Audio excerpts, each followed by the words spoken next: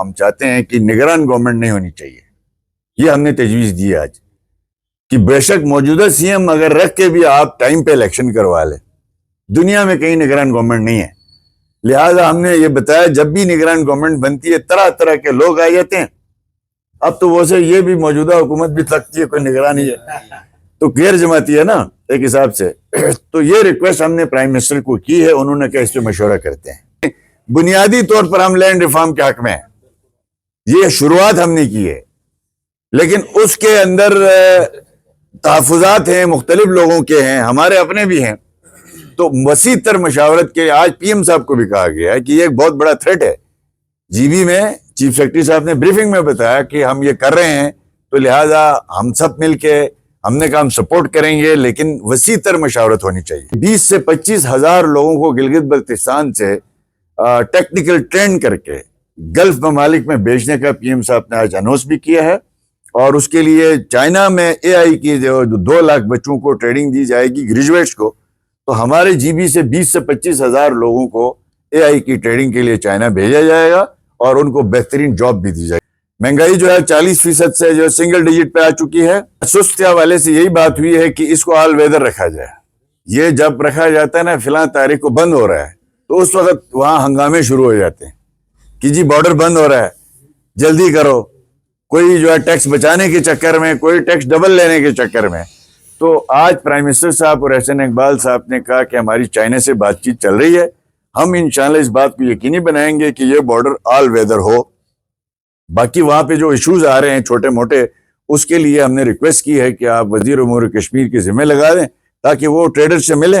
اگر کوئی genuine issues ہیں کوئی زیادتی ہوئی تو ازالہ بھی کیا جائے گا. پاکستان میں کہیں بھی ہیلتھ کارڈ نہیں ہے. ہیلتھ کارڈ جو پروونشل لیول پہ نیشنل لیول پہ جو ڈیزائن ہو رہا ہے 10 لاکھ روپے 7 لاکھ روپے کا اور وہ پہلے کی طرح نہیں ہوگا کہ ملک ریاض کو بھی ملیں گے 10 لاکھ اور مزدور کو بھی وہی 10 لاکھ. اب ٹارگیٹڈ ہیلتھ کارڈ جو ہے وہ بن رہا ہے نیشنل لیول پہ. وہ اناؤنس ہو جائے گا کسی بھی وقت. سرکاری ملازمین کا 60 کروڑ روپے ری انویسٹمنٹ فنڈ ہے. مستحق تو ڈبل 1 روپے کے لیے ترستا ہے اور بڑے صاحب حیثیت ملازمین وہاں اس کو دھندا بناتے ہیں. بعض لوگ خدشہ ہے وہ زمین کہیں ادھر ادھر نہ ہو جائے. اس لیے فیڈرل گورنمنٹ نے فیصلہ کیا ہے کہ جی بی کونسل اس وقت 30 لاکھ روپے منتھلی رینٹ دے کے کشمیر کونسل کی بلڈنگ میں رہ رہی ہے.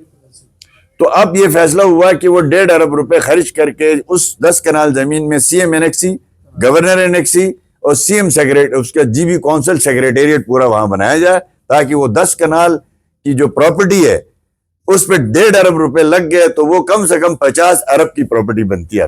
آپ کا ایسٹ جی بی کا ہوگا. وہ اگلے 2 سال کے اندر جو پروونشل ہیڈ کوارٹر ہاسپٹل ہے وہ 650 بیڈ کا ہاسپٹل بن جائے گا. پمس برابر اس کی کیپیسٹی ہوگی.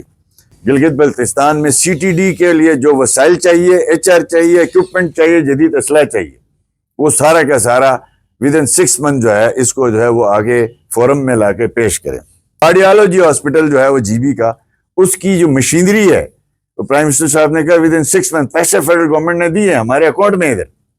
ودن 6 منتھ اس کے اندر انجیوگرافی انجیو پلاسٹی اور جتنی جدید مشینری ہے وہ انسٹال کی جائے اور چھوٹے چھوٹے جو ہے مسائل کے لوگوں کو اسلام آباد جانا نہ پڑے.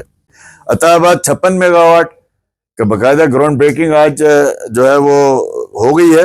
میڈیکل کالج کا آج بار بار کہا احسن اقبال صاحب نے ہم نے 2017-18 میں پیسے دیے ہیں.